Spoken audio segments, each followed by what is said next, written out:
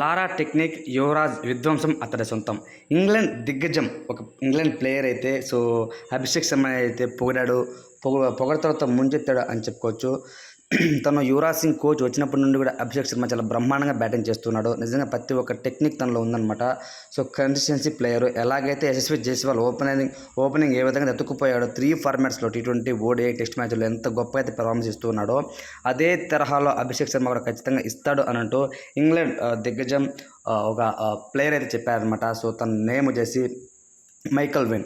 తను చెప్పిన మాటల ప్రకారం ప్రతి ఒక్కరూ కూడా ఇండియన్స్ అలానే ఇంగ్లాండ్ క్రికెట్ అభిమానులందరూ కూడా Abhishek Sharma world class number 1 batsmen, అతి త్వరలో ఇండియా తరఫున ఆడతాడు అని అంటూ కామెంట్ చేస్తున్నారు. నిజంగా ఫ్రెండ్స్, ఈరోజు అయితే KKR versus Sunrisers Hyderabad match అయితే జరగబోతుంది. అందులో అయితే సన్ రైజర్స్ హైదరాబాద్ ఇప్పుడే టాస్ గెలిచి బ్యాటింగ్ ఎంచుకుందనమాట. ముఖ్యంగా ఈ రోజు అయితే అభిషేక్ శర్మ ఇన్నింగ్స్ ఎంతో ముఖ్యం అనమాట. ఎందుకంటే ఈ ఒక్క మ్యాచ్ గెలిచారంటే డైరెక్ట్ ఫైనల్కి వెళ్ళి కూర్చుంటారు అనమాట వాళ్ళు.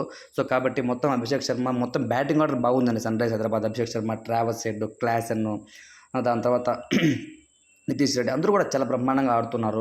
మిడిల్ ఆర్డర్లో అనిపోతే మన ప్యాట్ కమిన్స్ పర్వాలేదు అనిపిస్తున్నాడు, షాజా అహ్మద్. అందరూ కూడా బాగా ఆడుతున్నారు. ఒక రకంగా కొంతవరకు ఆందోళన చెందేది ఒక బౌలింగ్ ఆర్డరే అండి. బౌలింగ్లో ఎంతసేపటికి భువనేశ్వర్, నటరాజే.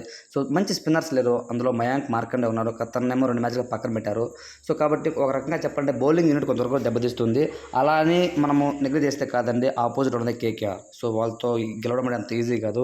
ఈసారి ఫస్ట్గా టీం క్వాలిఫై అయిందనమాట. అద్భుతమైన ప్రదర్శన, బ్యాటింగ్ సూపర్గా ఆడుతున్నారు, బౌలింగ్ ఎక్సలెంట్గా వేస్తున్నారు.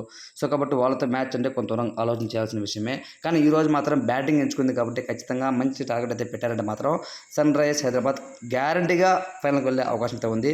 ముఖ్యంగా అభిషేక్ శర్మ గురించి ఇంతమంది ఆటగాళ్ళు, ఎక్స్పీరియన్స్ క్యాండిడేట్స్ ఒక యంగ్స్టర్ పైన ఇంత గొప్పగా చెప్పడం అనేది మామూలు విషయం కాదు. అతని పెర్ఫార్మెన్స్ కూడా రోజుకు అభివృద్ధి చెందుతూ అలవోకగా 6లు కొడుతున్నాడండి, అలవోకగా 4లు కొడుతున్నాడు. చాలా మంచిగా అయితే ఆడుతున్నాడు.